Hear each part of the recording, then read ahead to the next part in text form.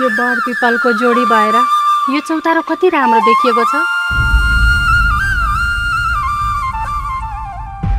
यिनलाई हामीले माया गर्नुपर्छ, दुःख दिनु हुँदैन।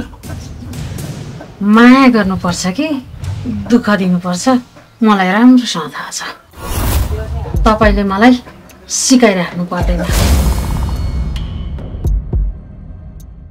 ए हो र भाइ, विदेशमा त साह्रै दुःख पाएछौ। हामीले नेपालमै जाहिर खाएर ठिक गरेछौँ है भाइ।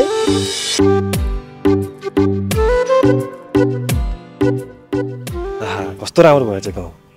5 वर्षपछि आउँदा यत्रो विकसित भएछ। दिदी के गर्दै होली जुली कस्ती भयो होली?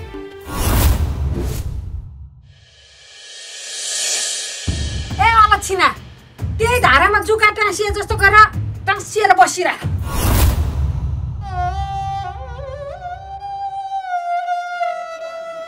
उजेली जाने बेलामा ती परसँग पुर्याउन जाँदिनौ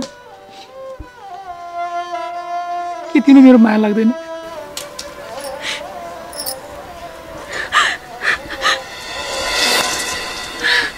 यसको बाउ सहर गएपछि बाउसँग सातो गएछ। जान्ने काममा फुकाएर लिएर आएको। बिनै सित्तैमै रिसाउँछिन् यी भाउजू। तपाईँकै बुढाले भनेको अघि भर्खर बाटोमा भेटेको, सहर गइसक्नु भयो।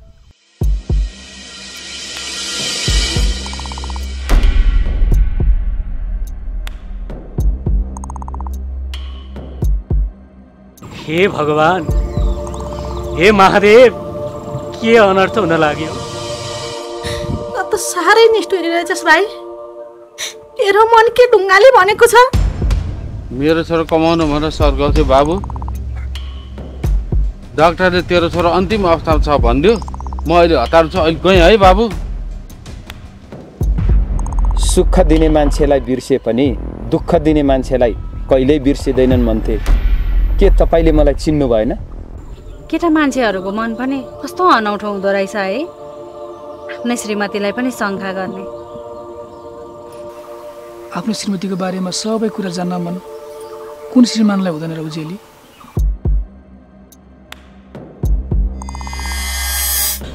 यसरी लोग्ने मरेको स्वास्नी मान्छेलाई सिउँदोमा सिन्दुर र रातो सारीमा सजाएर राखिरहनु हुँदैन दाजुभाइहरू।